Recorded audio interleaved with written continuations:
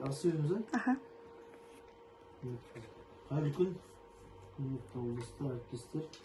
Bugungi kizet fondida so'z ko'rish kinolarida o'rnashgan 49 o'g'lon жұмысын оңтайландыру жұмысы жобасы қоршаған ортаны қорғау бөлімі талқыланып шығарылып отыр. Оған тыңдау Қазақстан Республикасының экологиялық кодексінің 90-шы бабы және Қазақстан Республикасы геология және табиғи ресурстар министрлігінің 2020 жылы 3 тамыздағы номер 286 қоғамдық тыңдау өткізу қағидаларын бекіту туралы бұйрығына сәйкес өткізіліп отыр. Бүгін қоғамдық тыңдау төрағасы мен ауыл әкімі Ақтайбек Нұржан Ақтыбайұлы, хатшымыз Construction NS жауапкершілігі серіктестігінің өкілі Сақтау Самал Мұхамбетқызы. Осы қоғамдық тыңдау бүгінгі мақсат жаңағы екеуміз болашақ оперативникада баяндамашы 10 минут, қосымша сұрақ қояр деушілерге 3 минут 5 минут аралық уақыт беріледі. Олай болса, Самал Мұхамбетқызы баяндасаңыз. Қайырлы күн, құрметті қоғамдық тыңдауға қатысушылар, сіздердің назарларыңызға солтүстік Қозжашы кен орнындағы қолданыстағы 49 ұңғыманың жұмысын оңтайландыру жұмыс жобасына қоршаған ортаны қорғау бөлімі тақырыбында баяндама ұсынады. Келесі слайдымызда солтүстік Қозжашы кен орны Каспий теңізінің жағалау аймағында Қозжашы түбегінің солтүстігінде орналасқан. Слайдты көрсетпейсіздер ме? Ладно, өш қалай қазір. Көрінді ма сайтының?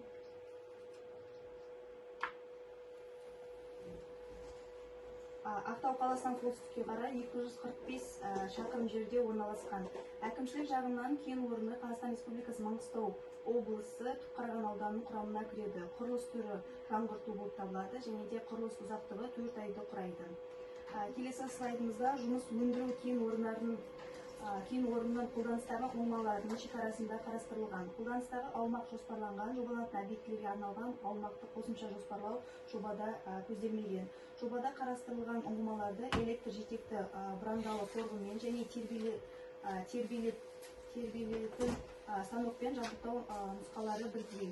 Пайдалану кезінде қажет болған жағдайда сорғылардың бір түрінен екіншісіне ауысуға рұқсат етіледі. Келесі слайдымызда осы жоба бойынша атмосфера ластауыш заттар шығарындылардың көздері ұйымдасқан және ұйымдастырылмаған болып бөлінеді.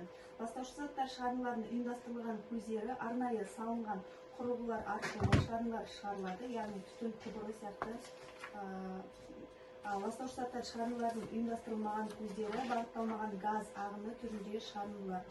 Құрылыс кезінде шығарындылардың жалпы көлемі 4,722 тонна жылына құрайды. Ал пайдалану кезінде шығарындылардың 49 ұңғымадан 13,492 тонна жылына құрайтын болады. Ал бір ұңғымадан 0,283 тонна құрайтын болады.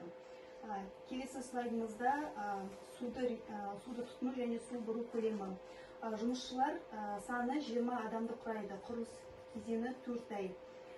Құрылыс кезеңінде суға деген қажеттілік келесі қажеттіліктер үшін туындайды. Өндірістік мақсаттар үшін ерітінділер дайындау, бетонға күтім жасау, техниканы жуу және де құбырларға гидравликалық сынақтарға жүргізу және тағы басқа да өртке қарсы мақсаттар үшін және де тұрмыстық қажеттіліктер үшін қолданылатын болады. Суды тұтыну және бұру көлемі 549,324 метр куб кезеңді құрайтын болады. Келесі слайдымызда осы жоба бойынша 49 ұңғыманы жаңғырту кезінде қалдықтарды жинақтау лимиті барлығы 9,016 тоннаны құрайтын болады, ал бір ұңғымадан 0,165 тоннаны құрайды. Келесі слайдымызда қоршаған ортаны қорғау бойынша іс-шаралар жоспары.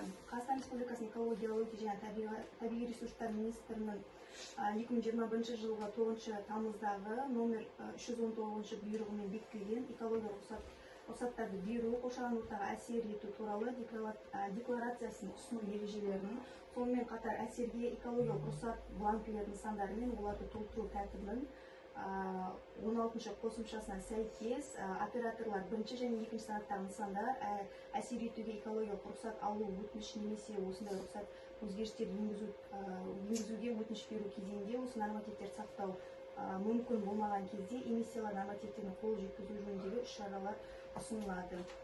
Іс-шараларға осы қалдықтарды шығару, су тұтыну көрсетілетін болады. Барлық қалдықтар жинақталуына қарай одан әрі кәдеге жаратуға мамандырылған ұйымдарға тапсырылады. Осымен баяндама аяқталды. Сіздер қалдықты жаңағы неге бересіздер ол да? Шағалаға қоқыстар жалпы да? Төрт ай болғанда 120 күн дейді. Жылдың аяғына дейін аяқтайтын күшті ғой, жұмыстарды. Бұл жалпы жұмысты да, төрт ай жұмысты. Кім сіздер өздеріңіз жасайсыздар ма? Болашақ или болмаса жаңағы тендерға шығарып, мердігер мекеме анықтайсыздар да? Тендермен жасалады. Анықталған жоқ қой мекемеңіз? Да, разрешение алғаннан кейін. Жалпы ол біздің жергілікті мекемелер ме? Көбінесе істеген, көбіне болып жүр ме осындай жұмыстар? Көбіне, Анасы. Анасы, да? Кейбір жұмыстарға жергілікті шығар, кейбір мекеме. Жаңадан қазылған ұңғымалар, жалпы сіздер қазір қанша ұңғыма бар? Түсінбеймін. Неше ұңғыма бар қазір? Нақты айтамын. Мына ұңғымалар 49 ұңғыма дедіңіз ғой? Сол толықпарлы жұмыс істеп қазір жұмыс жасап тұрғандар да? Тек. Басқа не жерде еді? Жоба басқа не жерде еді? Культурасы, мақсаттары болса технология құбырларын жөндеу жұмыстары, сондай жұмыстары жүргізіледі. Жоба бойынша. Сіздер өтуде бекет бар ғой, сенсерді бар? Жоқ, сенсер емес ол. Қаржымыстан бері, қалампастан бері. Жоқ, басқа мекеме, бірақ нақты білмеймін, қандай мекеме. Бар ғой жалпы? Бар. Қаратауында қанша бір 6 ай бойы скважина жанып жатыр. Газ болғанда. Содан айтып қалмын, адам өміріне қауіп туындайды. Бізде бар. Енді мына жоба бойынша не жоқ, енді жаңағыдай сұрақтар біздерде. Сосын енді жалпы сіздердің жаңа территорияда тұқырамыдан орналасқан, сіздер территориямызда. Сіздер жалпы біздер қазір қаржанбас мекемесімен де жаңағы меморандум отырып жатыр аудан әкімдігі тарапынан. Сіздерден де Бұзашы мекемесімен де аудан әкімдігімен меморандум отыру бойынша жалпы меморандум ішіндегі жаңағы бірігіп жұмыс жасайтын пункттер бар да, соларды жүзеге асыру бойынша тиісті шаралар қабылдасаңыздар. Соны жалпы сіз мамансыз ғой, басшыларыңызға соны жеткізсеңіздер дегеніміз ғой. Бізде қазір өзекті болып тұрған мәселе вакансия, жұмыссыздық мәселесі бар. Сол бойынша жеткізсеңіздер жаңағы 10 мыңның үстінде вакансия бөлініп тұр ғой биылғы жоспарда 15 вакансия бар дейсіздер. Соның біздің осы таушықлар, басқа да аудан көлеміндегі ауылдар ғой, солардан азаматты жұмысқа тартылса деген ғой орналастырып. Соны жеткізсеңіздер. Басқа енді сұрақ болды ма? Онлайн қыздарда сұрақ бар екен. Сабина, Саламат қызы сұрағыңыз бар ма? Бізде жалпы сұрақ жоқ, но осы Бұзашы оперативтік озеленениені қалай істеп жатыр екен? Қайсы, өздеріндегі ме, біздердегі ме? Соны айтамын, соны сұрап жатыр ма, өзінің территориясын озеленять етіп жатыр ма, или сізбен келісіп Таушық ауылының бір жерін белгілеп сізге ағаш отырғызу жұмыстарын жүргізді ма, соны маған айтып жібересіз. Так, мендегі ақпарат бойынша айтайын сіздерге 2025 жылы Бұзашы оперативникпен біздер меморандумға отырып ауыл әкімдігі 2000 түп ағаш алып беру бойынша, егу емес алып беру бойынша меморандумға отырдық. Соның 1150 ағашы отырғызылды да орталық саябаққа, ауылдың шетіндегі кішігірім бақтарға отырғыздық та. Енді қалған 850 түп ағашы бар да. Аха. Соны енді біздерге бұл мекеме бізге биыл жеткізіп береміз дейді.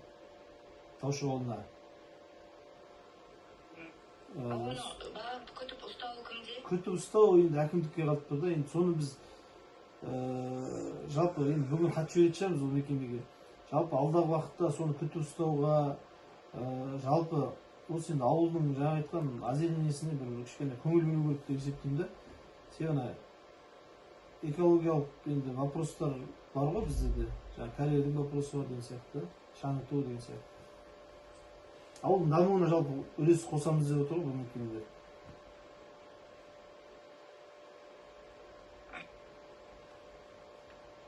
Шықты ма? Маңғыстау облысы бойынша экология департаментінде сұрақ жоқ. Қайта қосып қойса. Жалпы жаңа озелене бойынша экология департаменті протоколы сіздерге тапсырма берген кеше 26-ның басында 25-ің аяғында. Тағы сұрайын дегенім, Таза Қазақстан аясында осы мекемемен бір жұмыстар жүріп жатыр ма Таушықта? Жоқ, қазіргі таңда жоқ. Жалпы Субботниктер ештеңе ұйымдастырылмады. субботникте жоспарға салып қойып отыр. Осы енді осы аптадан бастап шығу керек. Ана біздерге қарасты Шақпақ-Ата, Сұлтан-Үпі жерлер бар ғой ауылдар. Сосын Қапансай бар. Сол жерлерге жаңа сенбелік жұмыстарын ұйымдастыру бойынша. Біз біз кеше ауданға соны бердік. Аудан әкімдігінің жоспарына салады. Сосын аудан әкімдігінің тарапынан, ЖКХ-ның тарапынан хат жолдайды мекемелерге. Соны біз Бозаш оперативті, сосын жаңағы нені Қаражан басылмайды, барлығы сол қосып бергенбіз кеше. Енді осы аптадан бастап шығу керек бұл кісілер. График белгілеп сөйтіп жасайды. Иә, график белгілеп. Кеше мен 22-сі күні ма? 22-сі күні ғой. Жоқ, 23-ші күні ма? Неге барып келді сол? Сұлтан-Үпі, Шақпақ-Ата, Тередуға қарап та қаншалықты қоқыс бар деген сияқты. Сол бойынша тапсырмаларын береміз. Сол ақпаратты маған жинап отырсаңыз, әр мекемемен Бозайша оперативтер бөлек жаңа сізге қарасты. Сосын осы озеленение бойынша тоже ақпаратты маған. Хорошо, түсінікті. Сосын Бозайшеге айтайын дегенім, хаттамаға қосып жіберіңізші осы озеленение территории бойынша жасыл желектерді отырғызу және күтіп ұстау бойынша іс-шараларды көбейтіп қосу үшін Қосамыз. жоспарға, КПМ-ге. КПМ-ге. Иә, осы неге экспертиза барысында сол КПМ-ге қосылу керек. Иә, мұнда экологы отыр, Ольга Жигунова деген сізге эколог бар. Все понятно, да, Ольга? Пожалуйста, в КПМ добавьте мероприятия по озеленению своей территории и по озеленению территории села Таушық.